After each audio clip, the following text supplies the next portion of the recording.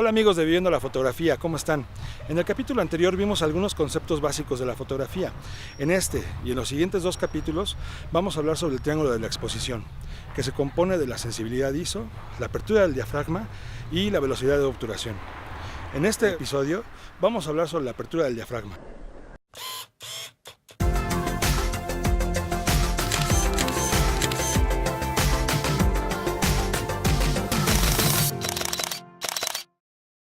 Pues bien amigos, vamos a hablar un poco sobre este tema que es muy padre de la apertura del diafragma, porque nos va a permitir hacer diferentes cosas. No solo nos va a ayudar a calcular la luz que vamos a meter en nuestras cámaras, sino que también podemos hacer ciertos efectos que nos van a servir de mucho para darle la importancia que requieren los diferentes elementos que se encuentran en nuestro cuadro. Ya sea que decidamos que estos estén enfocados independientemente del plano en el que se encuentren, o bien que decidamos realzar o separar uno de estos elementos de todo su contexto. Esto nos da una herramienta fundamental para darle una narrativa a nuestras imágenes, ya sea que estemos haciendo foto o video.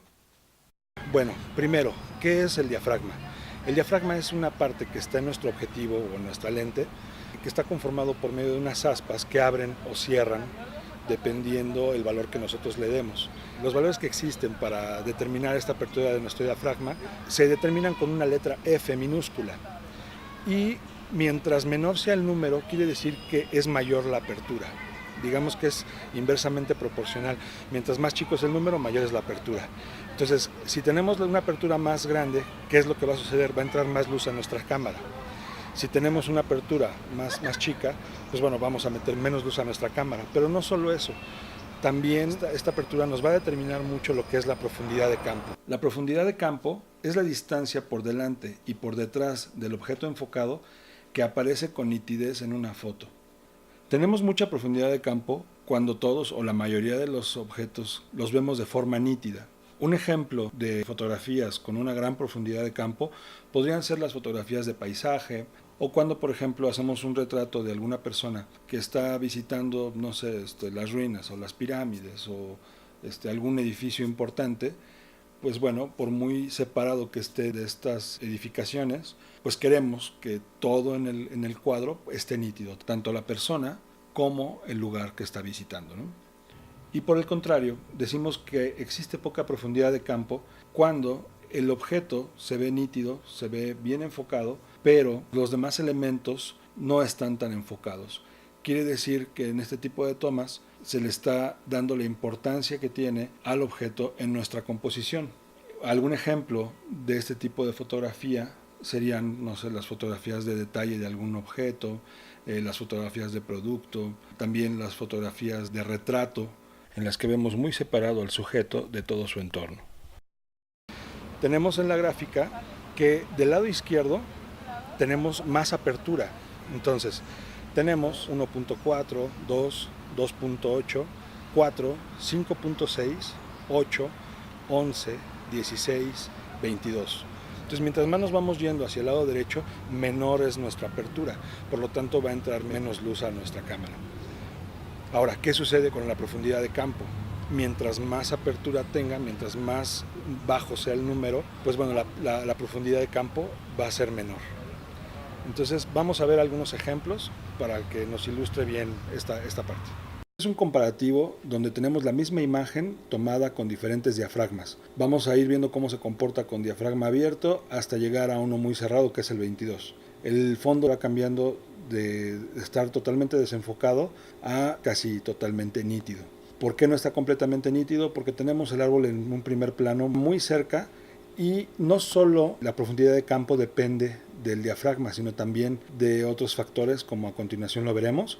Y ahí finalmente tenemos un comparativo del F22 con el 1.8 y bueno, pues ahí vemos la gran diferencia. No solo la profundidad de campo está relacionada con lo que es la apertura, sino también con la distancia focal del objetivo y además con la distancia física que tenemos del objeto, con el fondo, con los diferentes planos que tiene. Ahora, ¿qué pasa si no podemos nosotros calcular esta apertura desde nuestra cámara porque no tenemos una cámara reflex o lentes intercambiables? Lo que tenemos que hacer es ubicar los diferentes modos de escena que tiene nuestra cámara. Por ejemplo, hay un modo de escena que es para retrato.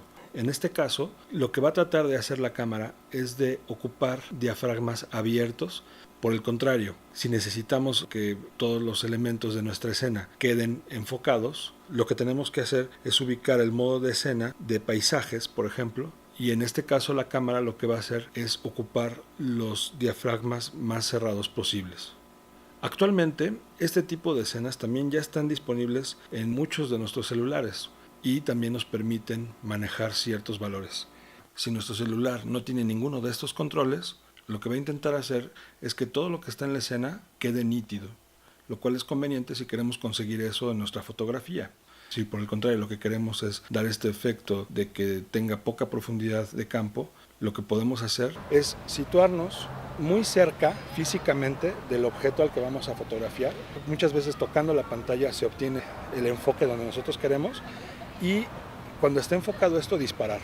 Muchas cámaras que no son reflex tienen el enfoque en el centro. Te acercas al objeto, aprietas el botón hasta la mitad y tienes ya enfocado tu objeto. Ya estando hasta la mitad, sin soltar, ya puedes moverlo y en ese momento disparas. Y el enfoque se va a bloquear, se le llama bloquear el enfoque, y va a permanecer como si estuviera enfocado en el centro. Hay que meterse mucho, esto no solo es ver videos y aprender, sino que también se necesita mucha práctica. Se puede fotografiar lo que sea, ahorita vimos algunos ejemplos que, pues bueno, son con un árbol, o sea, no hay pretexto como para no poder practicar todo esto y pues bueno, me gustaría que me enviaran algunas fotos de lo que están haciendo, si les funcionó, si no les funcionó, sus dudas también para poder verlas en algún otro video y que también se echen un clavado a los manuales en sus cámaras o en sus celulares para ver qué tanto les va a permitir jugar con los diferentes valores. O bien, simplemente si tienes la curiosidad de ver, oye, ¿con qué valores se tomó esta foto? Yo la tomé automáticamente, pero pues no sé ni qué valores. Si te metes a los detalles de cada foto, ahí te va a aparecer unos datos. Estos datos se llaman metadata. Son todos los datos del sensor de la cámara. No solo viene la hora en la que se tomó ni nada, sino que también vienen los valores de apertura, los valores de velocidad, de ISO y todos los diferentes valores, qué tipo de lente usa, si se disparó flash o no. Podemos ir aprendiendo también de estos valores, ¿no? Entonces, pues hay que meterse, hay que practicarle. Nos vemos en el siguiente para hablar sobre la velocidad de obturación y recuerda que estás aquí en Viviendo la Fotografía.